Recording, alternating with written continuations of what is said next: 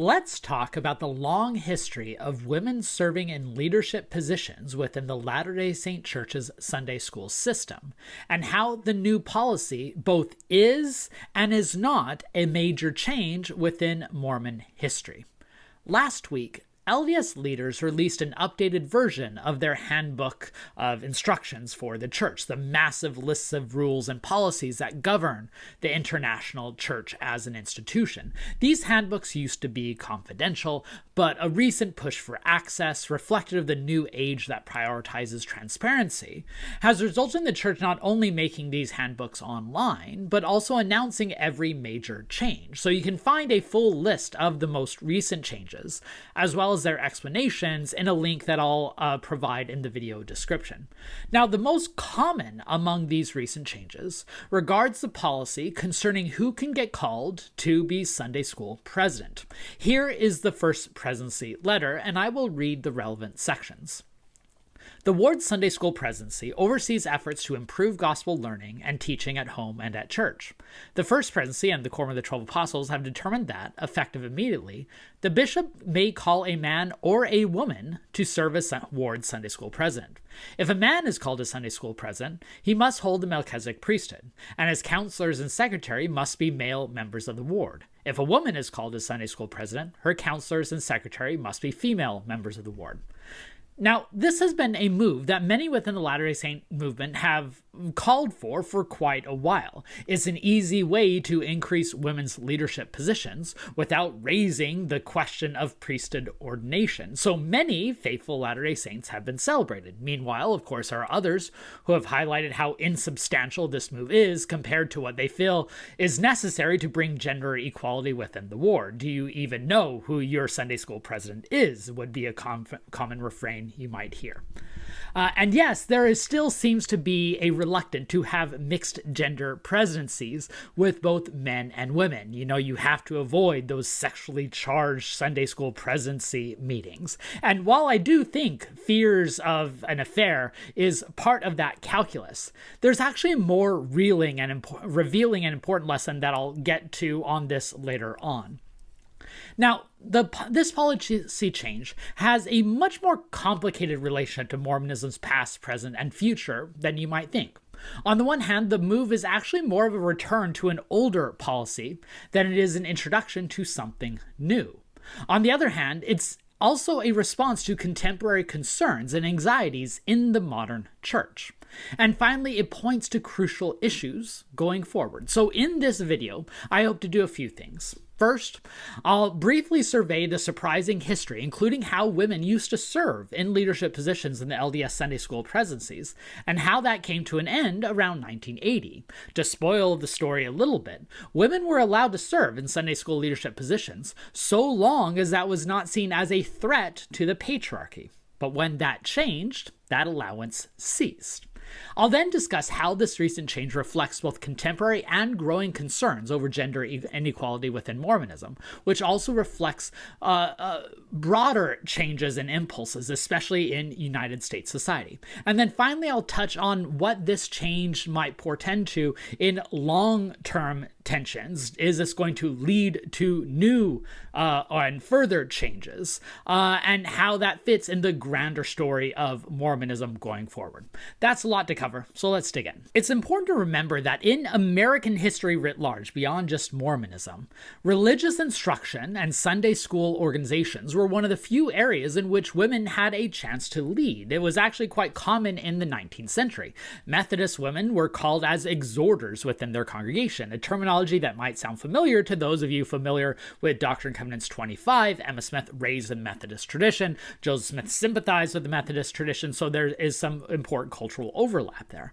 And women were often placed in charge in both denominational and interdenominational Sunday school organizations across the United States, especially in the 19th century. It was one of the few places where they could exercise some degree of leadership in an otherwise patriarchal system, especially given the dynamic in which women mostly filled the pews of American denominations while men still dominated the pulpits. And Mormons largely followed this model. Now, throughout the 20th century, and starting with the first church handbook in 1899, all the way up to 1980, those who were called to the Sunday school presidential leadership positions, at least as outlined in these handbooks, did not have to be men. Now, it's important to remember that Sunday school used to operate quite differently than it does today.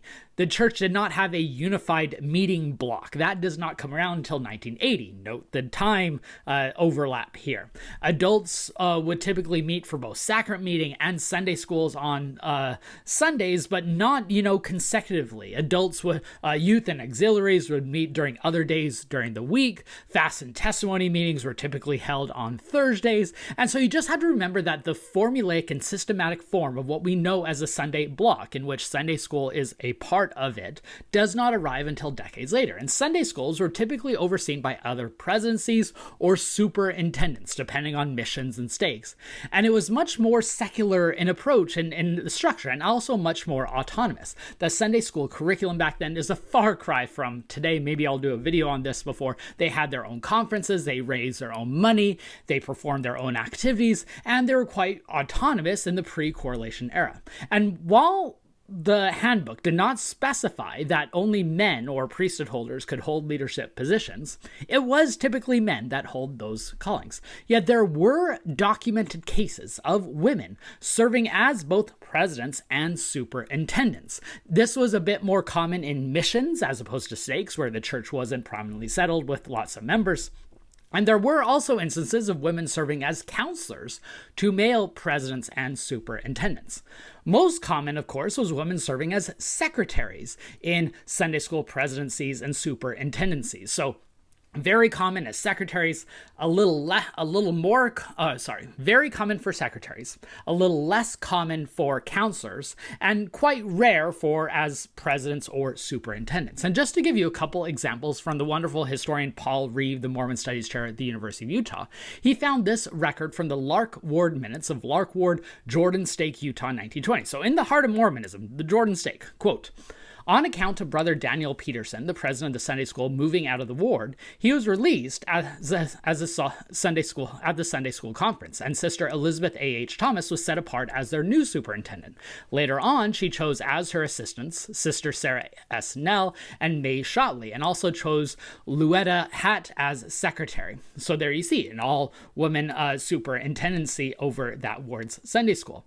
And also from Paul Reeve and the wonderful Century of Black Mormons, one of the most important digital resources today, they just this last week had a story on Nettie Kirchhoff, a Black Mormon woman pioneer who served as a Sunday school secretary in 1904. A wonderful, moving story that I'll link to in the video description.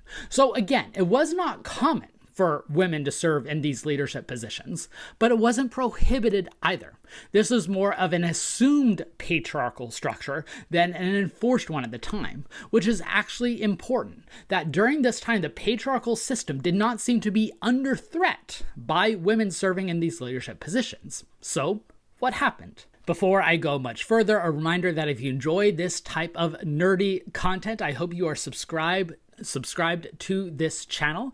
I do deep dives on topics every Monday. I connect the past to the present, like this new policy change on Wednesdays, and on Fridays I peel back the curtains and talk about the historian's craft, either interviewing authors, dissecting new books, or looking at the sources behind scholarly arguments so that you can have the tools of the historian yourself.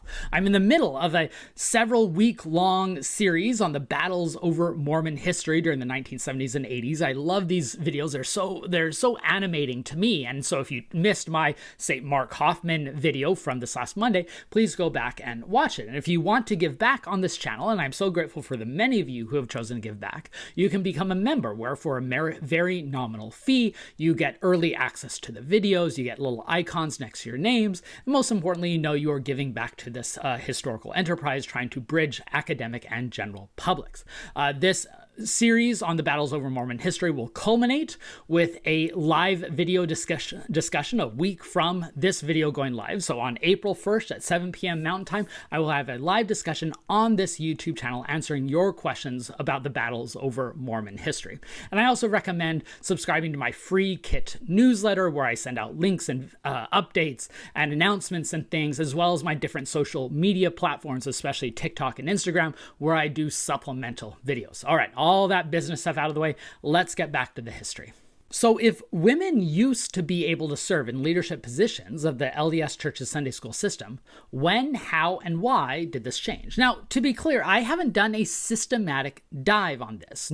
I don't know of anyone who has. Would actually be a very fruitful study for those of you looking for research projects. So I'm very willing to be corrected on some of these things, and I would love to hear more information. If you have it, share it in the comments. But I do think we can identify two major influences of this change in the 1970s. One internal influence and one external influence. First, the internal influence, which was the correlation movement, started by then Apostle Harold B. Lee in the 1960s. This was a bureaucratization process to make the LDS institution much more streamlined, creating policies and structures that Latter-day Saints now take for granted. It was seen as a necessary corporatization for an increasingly global and sprawling church. It also took on a spiritual significance to many by introducing what they believe was the new patriarchal order of showing how the church should be governed, structured, and overseen. And there are two big consequences from the correlation movement that are relevant to our story today. First was the push that everything had to be streamlined and standardized. They don't like the smallest variation, so having different traditions in different wards was seen as a problem. And second, from this internal influence of correlation, was the centralization of priesthood authority. The goal of correlation was to pattern everything after the patriarchal hierarchy. This is why the Relief Society lost a lot of its autonomy during this process.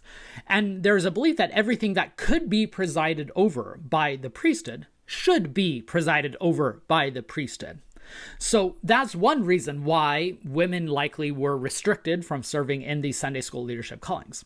The second influence is external, and that was the fight over gender roles that Mormonism had waged along with the United States in the 1970s. Second wave feminism raised lots of questions concerning women's equality, and this was felt in the domestic, religious, and public spheres, and the church weighed in denouncing this new feminist movement, what they denounced as a degradation of women's roles. And you see this especially in their political fight over the Equal Rights Amendment, in which they are saying that society was changing traditional values, which is men being the head of the public, private, political, and religious spheres. And many Latter-day Saint women took part in the second wave feminist movement. There was the exponent 2 women, the courageous women in Boston, who sought to carve out space within the patriarchal system. And more radically, you have women like Sonia Johnson and the Mormons for ERA, who tried to push back on these traditions that made the LDS Church quite anxious and led them to retrench in response and reaffirm patriarchal control. And indeed, it was in Boston where it seems was the climactic moment of the church changing their policies regarding Sunday school leadership. The story I'm about to outline comes from the diaries of Leonard Arrington, the church's the church's official historian in the 1970s, who left voluminous diaries about the era from his interactions with church leaders and prominent members. You've heard a lot about Arrington from me during this Battles Over Mormon History series, which means that this story actually fits into that broader series, ironically enough. Anyways, this is from an entry of January 9th, 1979, and I'm going to read an extended portion here, and you'll see the text on the screen. I was told this morning by Glenn Leonard that he had received a letter from Dennis Lithgow, who is a bishop of a ward in one of the suburbs of Boston, Massachusetts. According to the way Glenn understands it, Dennis wanted to appoint a sister as president of the ward Sunday school. He looked through all the manuals of instruction and couldn't see anything that specifically prohibited it. Upon inquiry with his stake High Council representative and stake president, he learned that they could see no reason this should not be done, particularly in view of the fact that one of the other wards in the stake had a black president of the Sunday school who held no priesthood, and another ward had a person who held only the Aaronic priesthood as president. After consulting with the stake president, he was given the go-ahead and sustained the woman as Sunday school president. One of her counselors was a woman and one was a man. The Sunday school functioned quite well. Note a few key moments in the story. that they did a detailed and exhaustive look in the handbook that did not prohibit women from being Sunday school president, that they consulted authorities, and that they concluded what I've been saying was a general rule, that there was no prohibition. And also note for future discussion in this video that one of the counselors was a man, that this was a mixed gender presidency. But then a series of things happened, and this is captured both in Leonard Arrington's diaries as well as a few other contemporary records. One, that ward was so successful with the woman Sunday school president that several other wards tried to copy them. Two, someone in one of these other wards then got offended and complained to an area authority, who then sent a request to the Quorum of the 12. Three, the Quorum of the 12 then gathered and discussed this matter, and they then informed the stake president that ordaining a woman as Sunday school president was, quote, not a proper position, and therefore they were to release the woman. Four, the Boston bishop and stake president, who were surprised by this, then reached out to two apostles whom they had previously worked with because they came from the Boston region, elders L. Tom Perry and Robert D. Hales of the Quorum of the 12, who each responded that yes, we did have to consider this, and yes, we decided that it was not proper. Then fifth and finally, the next year, the church's new edition of the Handbook of Instructions included the gender restriction on Sunday school presidency. So I want to note a few things of now this might not have been the key catalyst, but I think it was at least one of the key catalysts during this points of transition. One, the fact that the Quorum of the 12 had to gather and discuss this implies that there was not a set precedent, and why they then decided they had to install one. Two, I think it's important that this took place in Boston, which was already on church leaders' radar during the due to the Exponent 2 newspaper, so they feared that this is the result of the feminist movement. And three, this is the same year that the church is dealing with Sonia Johnson and that Mormon Women for ERA campaign, so it gets tied up in the broader culture wars over gender roles. And so here we see in this very instance, at this moment of change in the LDS Church, whether this was the only case or one of several cases, we see the convergence of the two themes I've been highlighting: the need to standardize church procedure, that they want all wards to function the same, the result of correlation. And two, the fear of women trespassing on traditional gender roles, tying in the Sunday school presidency remark within the broader concerns over the ERA, Exponent, these fears that women are no longer operating within their proper sphere. So I think this is interesting that now, 46 years later, the church is now returning back to that pre-1980 policy. And yes, I should say that there have been some exceptions since then. You've probably heard these anecdotes of a woman serving as secretary or maybe even as Sunday school president or co-president.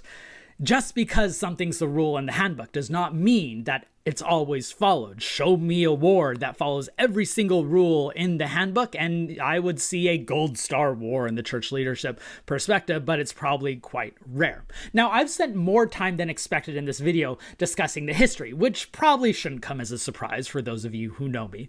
So let me be curt and brief in my final remarks on touching on the present and the future and how this change relates. So first, regarding the present. This is just one of the latest examples of the church responding to concerns over gender equality within the church. Recently, their announcement that women could serve as witnesses in temple ordinances, the revised temple endowment and initiatory language, or even the change of policy allowing women to serve at the age of 18, the same age as men. All American denominations, including the LDS Church, are having to respond to the crisis of women facing this juxtaposition of experiencing more equality in the public sphere than they are in churches. As I outlined in a video last year, this last decade was the first time in American history that men were more likely to identify as religious than women.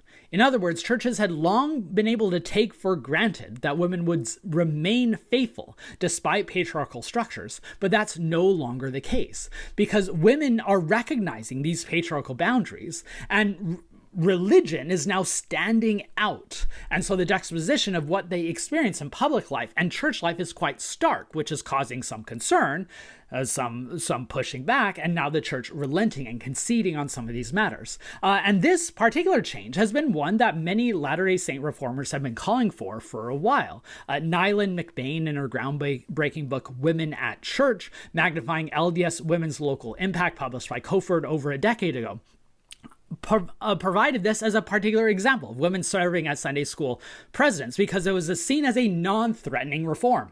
It does not touch on the priesthood ordination issue. It was based more on tradition than priesthood authority, and it provides a public role for women to have a place in the institution. But now let me touch on the future matters.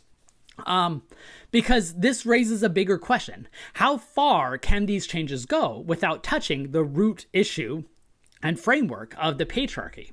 I joked at the beginning of this video about the church not wanting mixed gender presidencies due to the sexually charged meetings of Sunday school presidencies. And I think fear over affairs is part of that calculus. But the other reason that is probably actually more pressing is LDS church leaders don't feel comfortable with the idea of a woman presiding over a male counselor. And it's a fitting metaphor for this bigger problem and the limits of these reforms, that women are allowed to hold public and leadership positions so long as they do not preside over men. In other words, so long as it is not deemed a threat to the patriarchal system. And yet, LDS women are increasingly experiencing the juxtaposition of more gender equality outside their churches than inside, getting the chance to lead, to serve in mixed gender communities and presidencies outside the church. And the question is, how long can they justify this disconnect? There are only so many non-patriarchal reforms that the LDS church can do before actually touching the third rail of priesthood ordination and the patriarchy in general. And it's going to be interesting to see what they do when they run out of these low-hanging fruits, like the Sunday school presidencies. Anyways, I hope you found this video useful in providing some historical and contextual background for these new changes, and that the new policy is both a product of a long tradition, a return to an older policy, a result of contemporary pressure, and perhaps an omen for future and continuing issues. History teaches us that we cannot take these issues for granted, that things that we might think have always been settled have only been recent creations, like women being barred from Sunday school presidencies. If you found this video useful, please hit the like button, share with others so we can broaden the conversation, subscribe to the channel if you haven't yet, and if you want to give back, you can become a member. History has never been more relevant than it is today, and contextualizing the role of women in the LDS Church is just one of the more prominent examples.